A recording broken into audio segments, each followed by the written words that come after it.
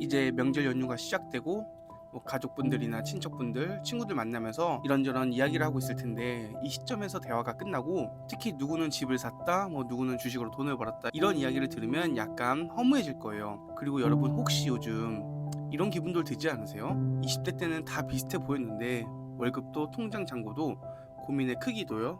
그런데 이런 이야기를 하고 나면 약간 내가 못 살고 있나라는 생각이 들 거예요.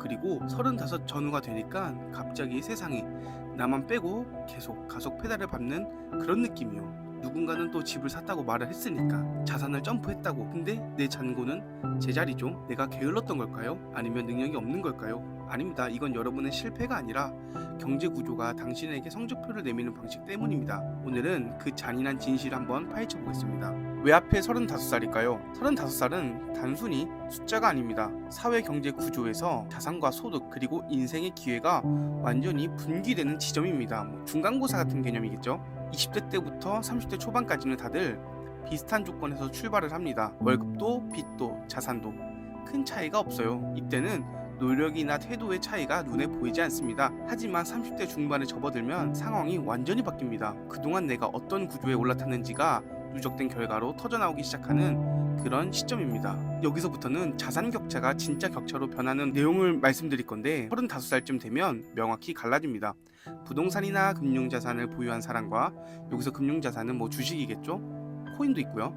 여전히 노동소득에만 의존하는 사람으로요. 이건 단순히 집을 샀냐 안 샀냐의 문제가 아닙니다. 자산을 가진 사람은 시간이 지날수록 돈이 스스로 돈을 버는 복리 구조에 진입하고, 반대로 자산이 없는 사람은 여전히 내 시간을 팔아서만 돈을 버는 노동의 감옥에 갇혀 있습니다. 문제는 이 격차가 20대엔 안 보이다가 30대 중반부터 기하급수적으로 벌어진다는 점입니다. 대부분의 직장인에게 연봉 상승은 초반에 집중됩니다. 35살 이후에는 승진을 해도 상승폭이 둔화되거나 물가 상승률을 따라가지 못하는 천장을 체감하게 됩니다. 노동은 이제 성취가 아니라 부담이 됩니다. 업무 책임감은 늘어나고 가족 부양 같은 고정비는 커지는데 내 몸의 회복 속도는 느려지죠.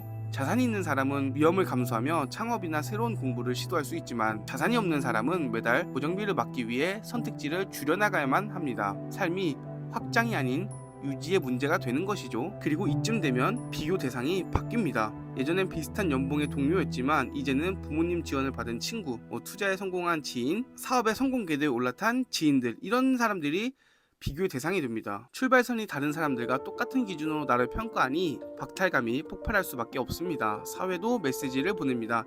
이제는 자리를 잡았어야지. 이 무언의 압박은 연봉, 직급, 자산 모든 영역에 적용되며 우리를 낙오자처럼 느끼게 만듭니다. 이 신호를 개인의 능력 부족으로만 해석하지 마세요. 그러면 문제는 해결되지 않고 자책만 깊어집니다. 나만 가난해지는 것 같은 이 감각은 내 노동이 더 이상 미래를 보장하지 않는다는 사실을 몸이 먼저 눈치챈 아주 현실적인 신호입니다. 지금부터는 단순히 더 열심히 일하는 것이 아니라 내 노동을 어떻게 자산과 기회로 전환할 것인지 그 구조를 설계하는 데 집중을 해야 됩니다. 35살에 받은 성적표가 실망스럽다고 인생이라는 시험이 끝난 것은 아닙니다. 오히려 이제야 진짜 문제가 무엇인지 알게 된 것이니 지금부터가 진짜 공부의 시작입니다. 우선 노동소득의 천장을 인정하고 그 외의 수익 구조를 작게라도 만들어보는 시도가 필요합니다. 남들과 비교하며 시간을 낭비하기엔 우리에게 남은 시간이라는 자원이 너무나도 소중하기 때문입니다. 오늘 이 느낀 서늘한 감각을 절대 잊지 마세요.